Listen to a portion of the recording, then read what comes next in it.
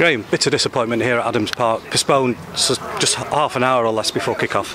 Yeah, obviously we heard the news that the pitch was a little bit like this at, around lunchtime, so we got down here as soon as we could to inspect it, and speaking to the ref and Gareth Ainsworth, we tried to get lads out for a warm up and see if that could break it up a little bit, but it's only getting colder.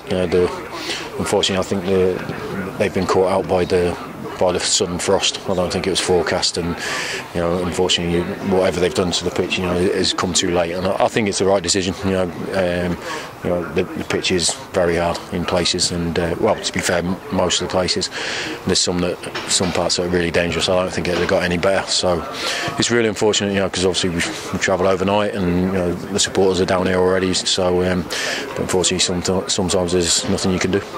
Took over an hour for that decision to come. The original pitch inspection 1:30, 1:45. Referee having a very, very good look with his officials and you and Gareth. But it still, took a long time for that decision to be made with the players out here warming up.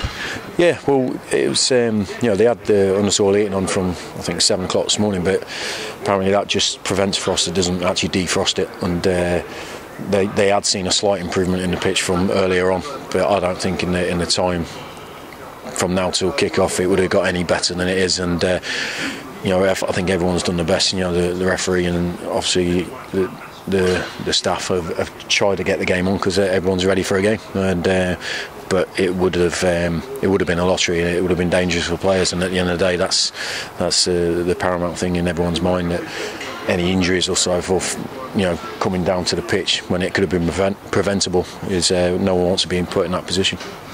Was you concerned at any point with the players warming up on the surface?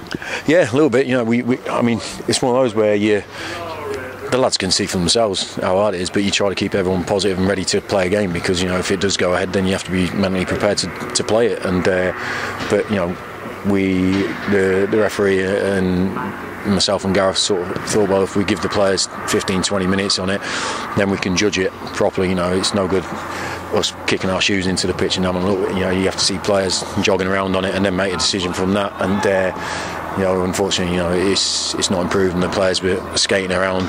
Difficult for the goalkeepers as well, because the goalmouths are harder than anywhere else on the pitch. So it's the right decision. It's just unfortunate. We've travelled a long way as long as our supporters, and but it is the correct decision to make.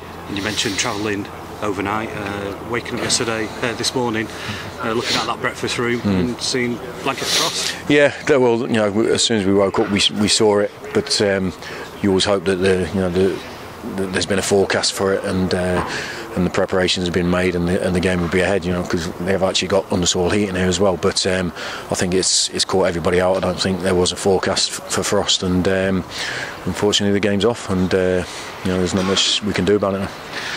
Very short notice, but any plans for this afternoon? The lads are all geared up for a full match of football.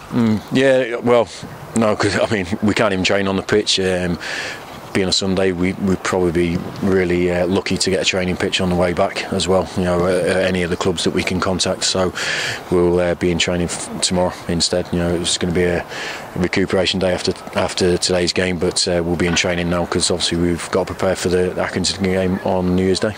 And plus or a bonus missing this game ahead of Accrington?